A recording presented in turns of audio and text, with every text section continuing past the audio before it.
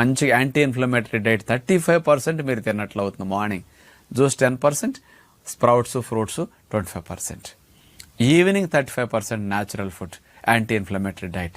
5కి ఏదైనా కొబ్బరి నీళ్ళు, చెరుకు రసం, పళ్ళ రసం అయినా త్రాగండి. 6:37 లోపే నానబెట్టిన డ్రై నట్స్, డ్రై ఫ్రూట్స్ పెట్టుకు తినండి. ఇట్లా 2 పూట్ల యాంటీ ఇన్ఫ్లమేటరీ డైట్ 70% మీరు తిన్నారంటే 70% ఈ ఆరోగ్యాన్ని మీ చేతులతో బాగు చేసుకున్నట్టే. ప్రకృతిలో వచ్చే ఒడిదుడుకులు మీ బాడీ తట్టుకోవడానికి 70% మీరు ఇమ్యూనిటీని బూస్ట్ చేసుకున్నట్లే.